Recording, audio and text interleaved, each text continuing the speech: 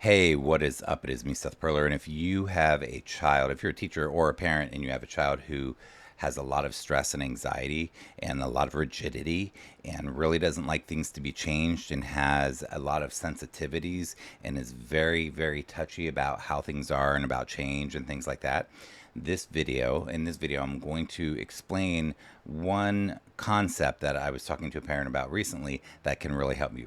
So my name is Seth Perler. I'm an executive function coach, advocate, activist. I wear a lot of hats in the executive function, 2E, neurodiversity, ADHD worlds. And I talk to people day in and day out about how to support kids with executive function challenges. And I have a dear friend who has a young daughter. She's 6 or 7 years old, and she has been diagnosed with ASD. She is highly sensitive. She is sensitive to food. She's sensitive to change. She's sensitive to all sorts of things and can be very volatile, can change her mood in a fraction of a second. A very short fuse, does not like when things are changed, and has a very low threshold tolerance for change and for certain stimulus and things like this. Now, if you have a teenager or a kid in graduate school, this video can still be helpful for you because this is about the principles or the concepts behind what I'm going to be talking about. So essentially, when I started talking to her, she's telling me what's going on, and I see her often, and I'm always like, "How's your kiddo doing?" And we talk, and it, she was telling me what's going on, and as I do when I'm coaching families and when I'm coaching kids, or even if I'm coaching teachers and working with the classroom stuff, I'm asking what's going on. I'm in my mind as a coach, I'm trying to figure out the right questions to ask to help figure out what's going to make the biggest difference in the short term, but also what's going to make the biggest difference in the long term in terms of being proactive about things. So now we're talking, and what we talked about in this particular situation is what I'm going to share with you here. And before I share it, so she said, "Why has nobody ever said this to me before? Why is nobody talking about this?" And if you're going to TFOS, the Executive Function Online Summit, that's the summit that I host. That's coming this August. This is our 5th year. But you'll hear a lot of the experts, a lot of the speakers are saying a lot of the same things, which is awesome. We hear the same things. Themes really emerge every year, interesting themes. And one of the themes this year is how people are looking for tips, tricks, strategies. They want a quick fix, and how it's not about that. Because what we do is we try to provide strategies on the summit, but all these experts are like, yeah, but it's not just about the strategies. People have to understand that. So getting to this, when I was talking to her about this, she's like, "How come nobody's ever talking about this?" Part of it is because so many of the things you find are these quick tips and strategies that are not necessarily what you need. But as she was talking, what my mind started thinking is that this kiddo, their senses are so stimulated. So imagine a filter. Imagine that you have a bunch of blueberries and you want to clean them off, and you grab a big filter, meaning like what's it called? The thing with the metal on it, and you pour the blueberries in it, and you pour water over it to clean the blueberries off. So you're filtering it, right? Now imagine that filter is filtering out things you don't want, little bits of dirt or whatever that you don't want on your blueberries. Now imagine that we have filters with our senses. The brain helps us to filter, and I will get to the specific strategy. Bear with me here as I set this up. The brain has a way of filtering out things that we don't need. For example, I'm sitting here. It's very hot where I'm at today. I'm not in my normal studio if everything looks different. But I have a fan on. I'm not noticing the fan until I just mentioned it. There's traffic outside. I hear birds outside. So as I hear these noises or feel the temperature because it's so warm or this or that, I'm more or less filtering that stuff out as I'm creating this video. My brain is trying to focus on what's most important. Well, when you're very sensitive, as this is something that I do struggle with, like it's like the filter's not working right, and it's taking in everything. It's not pulling out the things that are supposed to be pulled out. Everything is coming in. So imagine the dirt on your blueberries. All the dirt's getting into your belly, as you're eating them. You're getting things that you don't want. So imagine, as she's telling me about her daughter, I'm thinking, okay, this kiddo visually is so stimulated by everything in her visual sphere. So those things are coming in, and her brain has to make sense of all of it. She's not filtering out things as easily. Auditorily, all of these sounds are coming in, any of the sounds in any environment. Sensorily, or as far as touch or kinesthetic, how things feel, maybe the tags on her shirt or the scratchiness of the material, or how tight her shoes are, or things like this can feel really intense. So any of the sense things can smell really intense, like more than for most people. So imagine that the filters just aren't filtering out everything that they should be, so that the brain can focus on what's most important in the moment.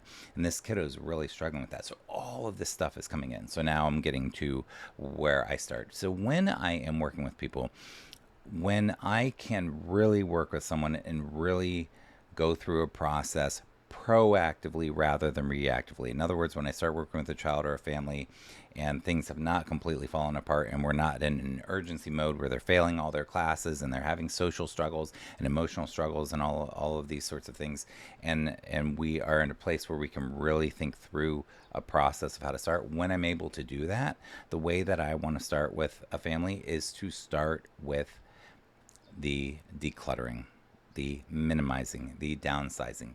The way that I look at it is that clutter interferes with us on different levels. And there are a few different types of clutter. We have mental and emotional clutter, we have digital clutter, and we have physical clutter, stuff. Too many toys or clothes or junk or this or that, piles of papers or old mail that you have to deal with or whatever. Clutter, stuff.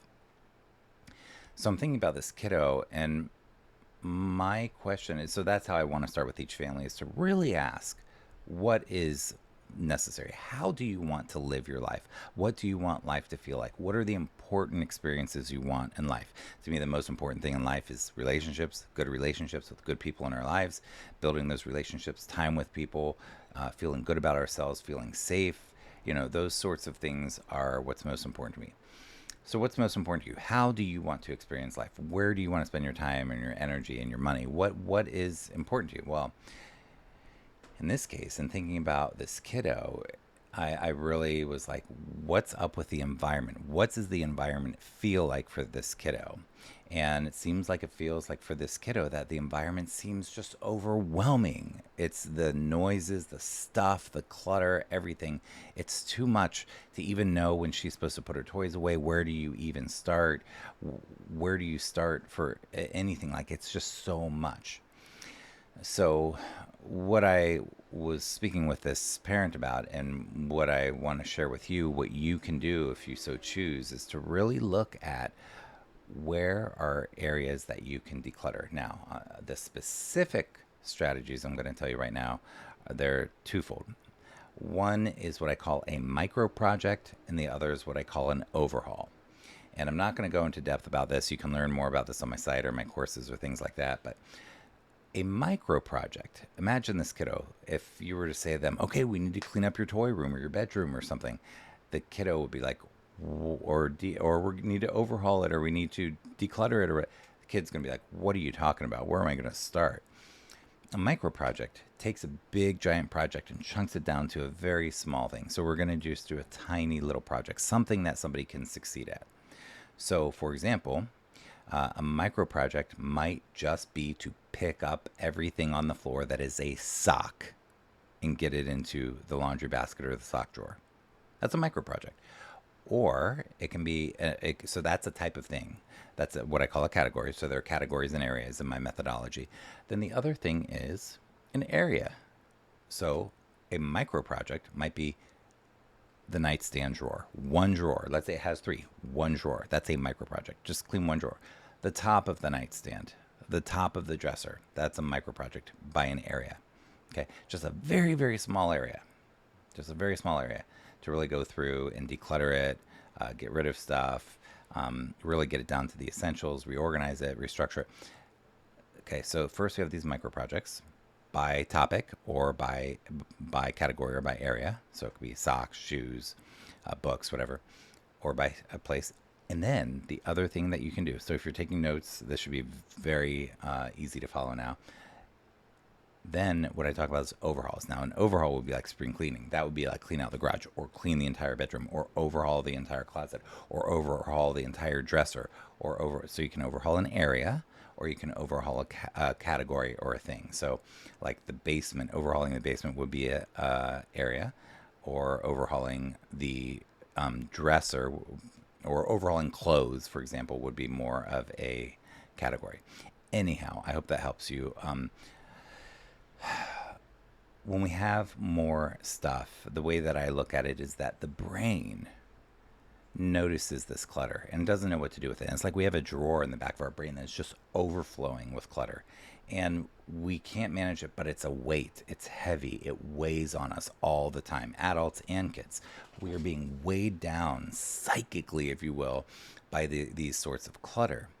And we really want to, before we start building all the systems and stuff, really think about, how do we want to live? What do we want to feel like? What can we declutter?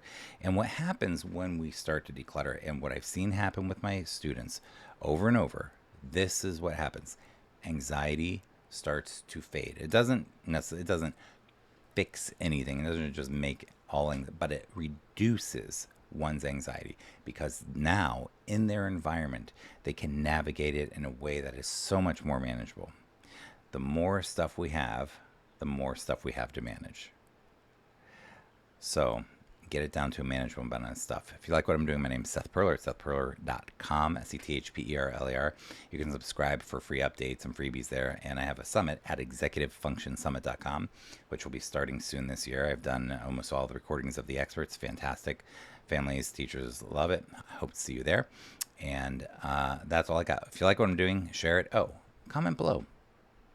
What are your thoughts about decluttering, downsizing? Is it hard for you? Is it easy? About micro projects, about overhauls? What are some tips or strategies that you can share with other people right now? What works for you, or what doesn't work for you? What is frustrating and hard for you in this? And go ahead and pop it in the comments. Have a fantastic day. Take care.